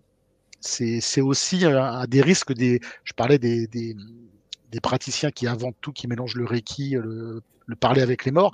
On a aussi des gens qui ne sont pas hypnotiseurs de formation, qui n'ont pas de formation et qui se mettent à l'hypnose parce que ça fait bien de mettre magicien, mentaliste, hypnotiseur, sculpteur de ballon, quoi. Et moi, je pense que déjà, pour être doué dans tous les domaines, c'est compliqué. Alors, chacun son domaine. Enfin, tu peux travailler sur plusieurs domaines. Il y a des gens qui arrivent, mais tout le monde ne peut pas tout faire, quoi. Si tu veux faire de l'hypnose de spectacle correctement, du mentalisme, c'est déjà beaucoup de boulot. Si tu veux rajouter de la magie, des cartes, c'est encore plus de boulot. Est-ce que tu peux être bon partout? J'en connais, mais c'est quand même pas la majorité. C'est des gens. On parle de Darren Brown, il va sortir du lot, mais tout le monde n'est pas Luc Germain ou Darren Brown, quoi. Et on a beaucoup de gens en France qui, pour du question financière, tout simplement, pour récupérer des contrats, voilà. Et d'autres qui ont l'intelligence de se former, mais voilà. Et c'est pareil, les formations d'hypnose de spectacle, parfois tu te dis, mais quelle est la légitimité de la personne qui fait la formation? Tout comme je me pose la question des fois, il y en a que je connais, il y a des gens qui font de l'hypnose depuis 30 ans, que je vois en spectacle, qui font des grandes tournées, tu te dis, ok, il est crédible, il sait au moins de quoi il parle. Tu en as d'autres, tu te dis, ça fait 10 minutes que personne ne le connaît, il fait une formation, qui sait, enfin, voilà, et y compris d'ailleurs des gens qui actuellement sur Facebook, je ne donnerai pas de nom, mais où tu vois des présentations pour de l'hypnothérapie, etc., qui ne mettent en valeur que de l'hypnose de rue avec des inductions instantanées. Voilà, ça me gêne aussi. Je veux dire, c'est comme si moi je prenais des extraits de mes spectacles ou de ma conférence pour dire voilà, regardez, je suis un magicien, j'ai des super pouvoirs, je peux vous soigner. Bon. Il y a tout le contexte à prendre en compte.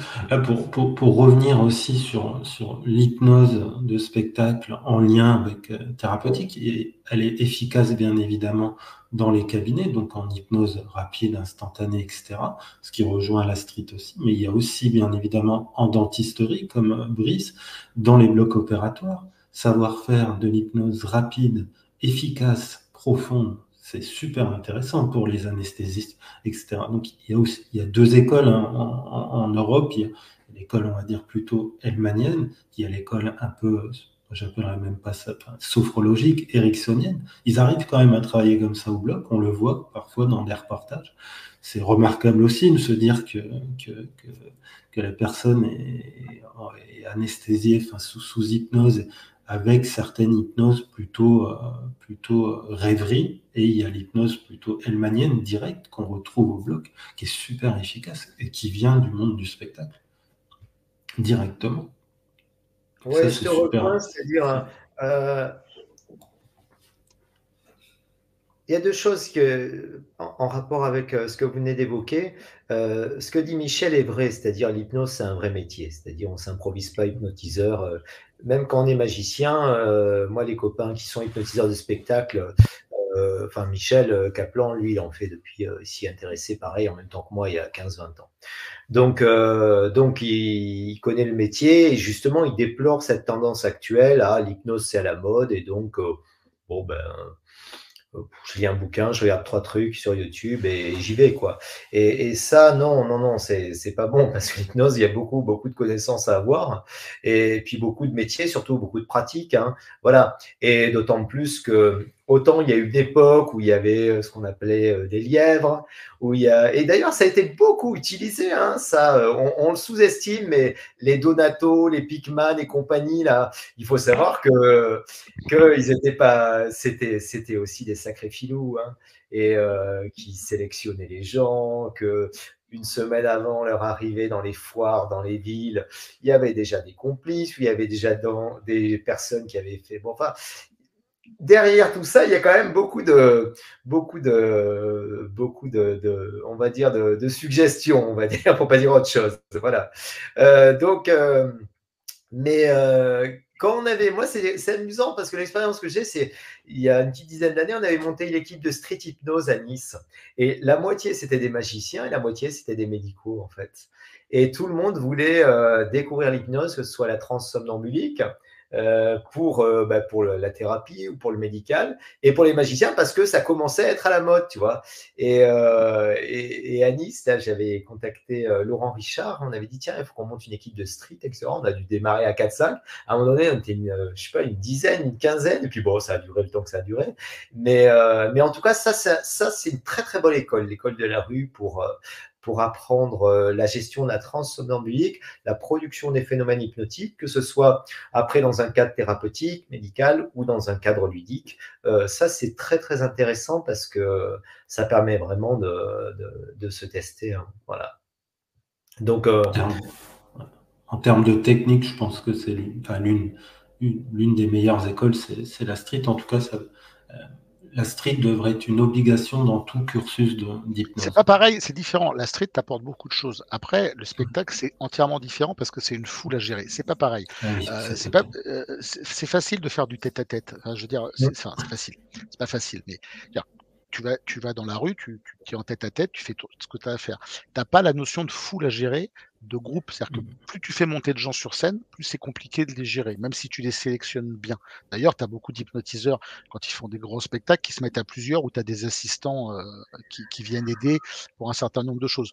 Les complices, ça existe encore, pour d'autres raisons qu'avant. Mais Dominique Webb avait des complices, Mesmer a des complices, mais c'est différent. C'est-à-dire que il a 2000 personnes, il aura toujours des gens pour travailler. Le problème n'est pas là. Le problème, c'est qu'il veut que le show soit dynamique, que les gens entraînent, et en fait, il va utiliser des humains qui vont servir de convinceurs finalement.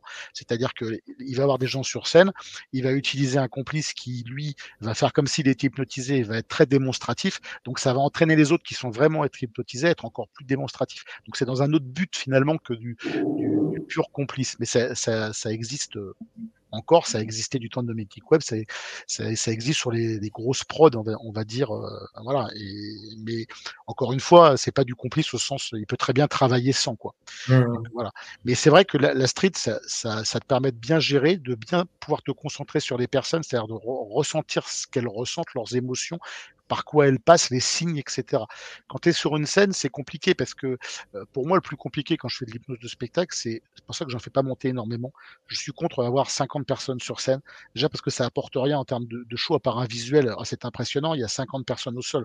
Mais moi, je trouve que je préfère mieux travailler avec 2 ou 3 personnes que d'en avoir 20. D'une part parce que ça suffit, surtout si tu les sélectionnes bien, et d'autre part parce que c'est un peu dommage de laisser des gens sur scène sans rien faire avec eux. Et quelque part, en termes de mise en scène et en termes de respect de mon public, si j'ai 20 personnes derrière, mais je suis en travail avec 3 et que j'en ai 3 qui restent comme ça pendant tout le spectacle, ça a peu d'intérêt. Et on a du mal des fois. Alors, c'est pour ça que les hypnotiseurs spectacle font beaucoup de routines de groupe, hein, entre guillemets, c'est-à-dire de gens qui vont pour justement essayer d'occuper un maximum de gens. Mais pour revenir au débat initial, la street, c'est très bien. Ça te permet pour des démonstrations, de bien connaître tes phénomènes, de voir ce qui est possible, ce qui n'est pas possible. Le spectacle, c'est la gestion du groupe qui est un peu plus complexe. Même si, encore une fois, c'est très, très complémentaire. Et voilà, surtout dans les deux cas, on oublie un truc souvent, et les vidéos YouTube sont très coupées, c'est quand tu fais de la street, tu as énormément d'échecs. Bah oui, tu as énormément d'échecs parce que tu as 20% de la population, encore, c'est une analyse, on pourrait même dire un peu moins, qui va être réceptif à ce type d'hypnose. En spectacle, c'est pareil. Je veux dire, moi, si je mélange beaucoup d'hypnose et de mentalisme, parce que je fais beaucoup d'événementiels privés, et que parfois, selon le contexte, tu n'as personne qui est vraiment réceptif. Donc, si tu fais que de l'hypnose, voilà, et tout hypnotiseur de spectacle, des fois, tu fais une salle, tu as un camping, tu vas avoir aucune personne de réceptive pour des questions d'ambiance, de gens qui n'ont rien à faire, de gamins qui courent, de gens qui mangent. Il y a plein de facteurs qui vont rentrer en jeu. Mais toute personne qui fait de l'hypnose de spectacle, c'est qu'à un moment donné, tu fais de l'événementiel, tu vas avoir tous les gens, tu as des gens qui vont être réceptifs, seulement ils vont être devant leur patron. la réceptivité, en tout cas le jeu qu'ils vont faire vont être encore différents, où ils vont sortir rapidement de l'hypnose. Tout ça, c'est des choses qu'on oublie de te dire, parce que quand tu vois les vidéos, tout le monde est beau, tout le monde est gentil, quoi. C'est-à-dire que tous les street hypnotiseurs font des trucs formidables, tous les gens de spectacle réussissent leur show. Dans la réalité, si tu fais que de l'hypnose pure, c'est un peu le défi de l'hypnose de spectacle, c'est que ça marche pas aussi simplement que ça. C'est-à-dire que ça va dépendre du contexte, ça va dépendre des gens, ça va dépendre de leur état d'esprit, ça va dépendre de plein de facteurs qui font que c'est plus facile quand tu fais un show avec une mise en scène, avec une ambiance, etc. C'est plus facile quand tu es Mesmer, parce que comme tu dis, il a déjà fait le travail en amont et tout le monde sait que c'est le meilleur hypnotiseur du monde et que ça va aider. Mais on oublie quand même qu'en street comme en spectacle, le taux d'échec, et d'ailleurs c'est pas ce qu'on apprend aussi, parce que quand je fais des formations, c'est ce que j'apprends aussi, c'est la gestion de l'échec, elle est fondamentale en hypnose de spectacle. C'est-à-dire que si tu t'arrêtes au fait que tu as un phénomène qui passe pas, tu vas jamais travailler. C'est pas grave. Faut se mettre, le public regarde, il voit des phénomènes qui sont fascinants pour lui, qu'il comprend pas. Quand tu connais pas l'hypnose, tu vois des choses formidables. C'est-à-dire quelqu'un qui oublie son prénom, quelqu'un qui peut pas décoller ses pieds du sol, c'est fascinant et formidable. Bah, si tu en as un qui marche pas, c'est pas grave. Encore faut-il savoir rebondir, comprendre que la personne est peut-être plus kinésique que cérébrale dans certaines choses et rebondir. Et ça s'apprend pas assez. L'école de rue l'apprend beaucoup, justement, parce que les hypnotiseurs de rue, ils ont l'habitude de ça. Tu vas prendre des gens dans la rue qui sont dans un parc, tu en as peut-être un qui est réceptif, l'autre qui va pas l'être. Et en ça, moi, je trouve que c'est une force, la street hypnose, parce que tu peux travailler avec des gens et apprendre comment essayer d'obtenir un effet qui va les intéresser. Et paradoxalement, un test d'hypnose, c'est ce que je dis, un simple test de réceptivité, moi, j'aime pas le terme test, mais c'est comme ça va fasciner des gens. Paradoxalement, des gens qui ont des mains qui montent quand tu fais des ballons, etc., quand ils vont ouvrir les yeux et qu'ils vont voir, même si les mains n'ont pas monté de beaucoup, certains, ils vont être fascinés. Et on oublie tout ça. Et la street, en ça, moi, je trouve que c'est une super école.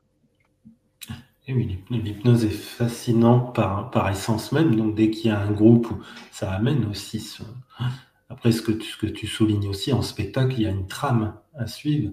Ça doit être... Moi, personnellement, qui suis amoureux de l'hypnose de rue, je ne me verrais pas sur scène tenir pendant 1 heure avec un scénario, etc. Parce que c'est un autre domaine, c'est un autre monde. Comme disait Brice sur le magicien, c'est artistique. Ah oui. Donc après, c'est la gestion des lumières, du son, de l'espace scénique, des déplacements.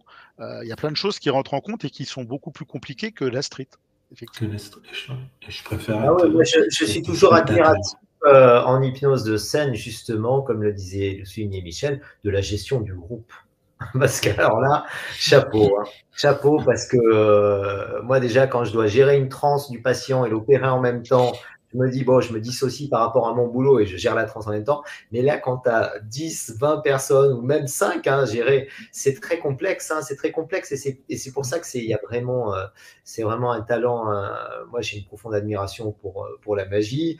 Je la fais aussi, j'en pratique, etc. Mais l'hypnose de scène, ça, je sais que je n'en ferai pas parce que c'est vraiment... Il faut essayer. C'est un talent que je n'ai pas, du moins pour gérer autant de personnes et c'est vraiment... Tu rentres toi-même en hypnose, en fait. C'est ça qui est paradoxal. C'est-à-dire que moi, quand je fais un spectacle d'hypnose, je sors, je le sens, parce que je connais ces sensations. Je suis dans ma bulle, et en fait, je suis moi-même en état hypnotique. Et je sors de cet état quand j'ai fini le spectacle. Et pendant l'heure où ça va durer, la demi-heure même où ça va durer, je suis dans ma bulle à moi, quoi. C'est assez drôle, c'est de l'auto-hypnose en quelque sorte. Alors que je suis autant hypnotisé que les gens qui sont en face de moi, parce que j'ai cet état de concentration, de focalisation de mon esprit qui fait que voilà, c'est une transe. Voilà, tu rentres toi aussi dans une transe positive, hein, attention, de concentration, mais qui est une transe.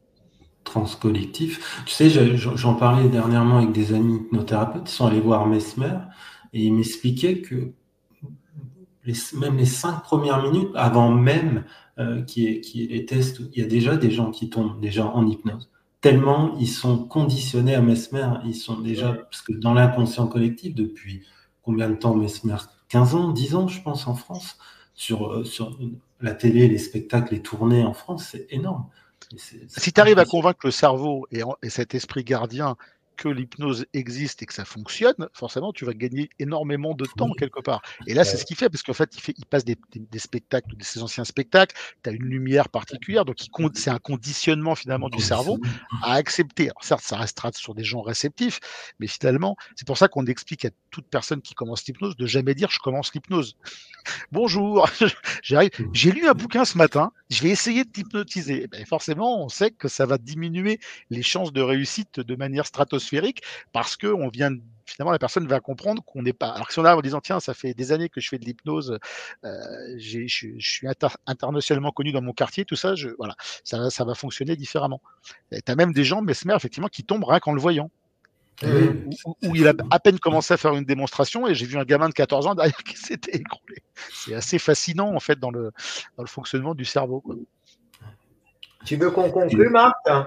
Eh ben, écoute, ouais, on a fait pas mal de tours. Je pense que c'était passionnant. Ouais. Pas d'autre chose à se dire dessus, donc super. Bah, merci à vous. Qu'est-ce qu'on peut vous souhaiter pour la suite des projets, peut-être? On va finir là-dessus. Allez, Michel.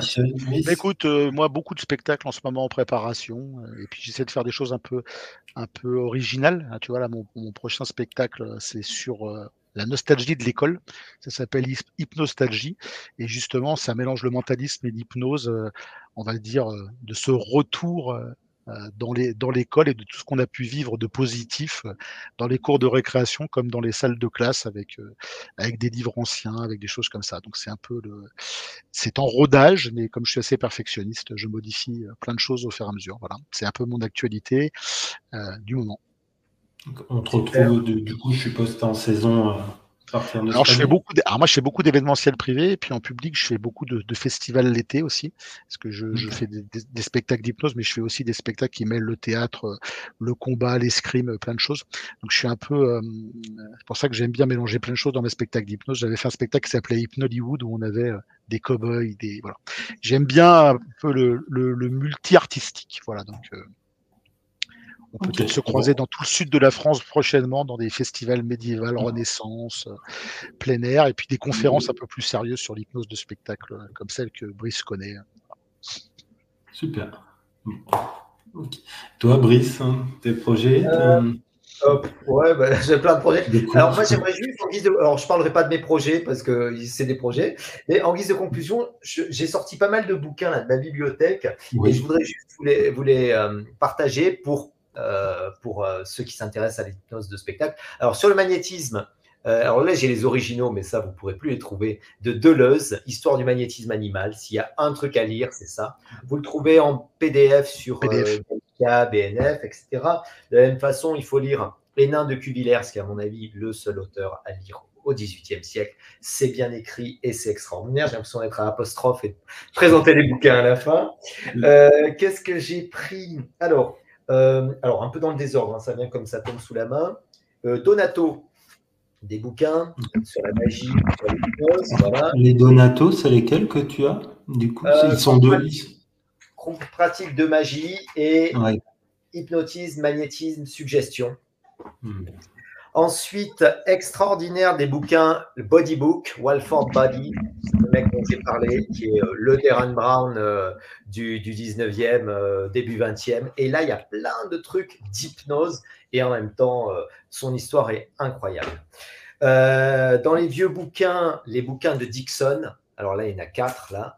Mes trucs dévoilés, trucs et mystères, où là, vous apprenez comment on fait du spiritisme, de l'hypnotisme. On appelle, ah oui, tiens, c'est dommage, on n'a pas parlé de pseudo-hypnotisme. Ça, on aurait dû en parler, tu vois, ce soir, parce que je pourrais faire une émission là-dessus, parce que là, il y en a un wagon à connaître quand tu veux faire croire que tu fais de l'hypnose et que tu vas utiliser un truc de magicien, entre guillemets, ou d'illusionniste pour faire croire qu'il y a de l'hypnose. Et là, pareil, j'en connais un paquet, et toi, Michel, aussi. Oui. Un bouquin qui n'est pas très connu, c'est un auteur, c'est un copain, Vincent Berkaoui, Hypnotisme professionnel. Super bouquin, très sympa. Excellent sur le groupe. J'ai la version encore d'avant. Et sur l'hypnose de groupe, c'est merveilleux. Après, des vieux trucs, alors bon, ça on ne les trouvera plus, mais d'hypnose de spectacle des années 50, ça j'en ai plein. Après, tous les hormones McGills. Alors il y a évidemment là les vieux historiques. Hein. Là, tu l'as traduit aussi. Voilà. Là, etc. Et là, maintenant, il y a la traduction. Donc chez Ludo, chez le champ de trucs, il y a les 2 premiers tomes. On attend les 2 derniers. Ouais, on attend les 2 derniers qui doivent arriver normalement de la rentrée, je pense. Voilà, bon, après, lire des Dan Brown, mais ça, c'est une évidence. Et après, dans les bouquins d'hypnose, alors il y a le bouquin de Jean-Emmanuel Combes, La voix de l'inconscient pour la street. Après, il y a le bouquin qu'il a fait aussi chez Marchand de Trucs, chez Lupo. Super bon bouquin de Très, Thomas, très bon. un copain qui est à La Réunion, Thomas Arsens, excellent. Et après, un bouquin qui est passé un peu inaperçu, et j'aimerais bien le mettre en valeur, c'est Sami Boudeliou. Ça s'appelait Un jour une hypnose. Il a fait un 3e tome, j'en ai que 2. Ouais, alors il y en a 3, et puis même il a sorti d'autres trucs. Moi, j'avais contacté à l'époque, et puis alors il s'est lancé le challenge Un jour une hypnose, c'est-à-dire un jour une hypnose de route. Sa main du destin et son horloge hypnotique sont très très bonnes. Ouais, il a plein de bonnes idées. Et voilà. Alors après, bon, j'ai encore plein d'autres bouquins, les bouquins plus américains, les Sean Michael Andrews, les Jonathan Royle aux États-Unis, en Angleterre, pardon, le Deeper là de Jonathan Chase, etc. Enfin, il y a vraiment une bibliographie et il y a des livres dédiés à l'hypnose de scène, à l'hypnose de spectacle, et il faut les lire et il faut s'intéresser à ça quand on fait l'hypnose thérapeutique parce que c'est une mine d'informations. Et puis après, il y a tous les classiques les filiatres, les Français aussi, bien sûr. Où il y a plein de trucs à apprendre, plein de trucs à attraper. Donc voilà, je crois que il faut être curieux, il faut être ouvert, et puis c'est une arborescence. Au plus on explore, au plus ça part dans tous les sens, au plus on découvre des trucs incroyables. Et ça, c'est génial. Et de toute évidence, ton livre sur l'histoire de l'hypnose, qui est un chef-d'œuvre et qui renvoie vers une multitude de sources, parce que tu laisses les sources bien évidemment dedans, et c'est passionnant.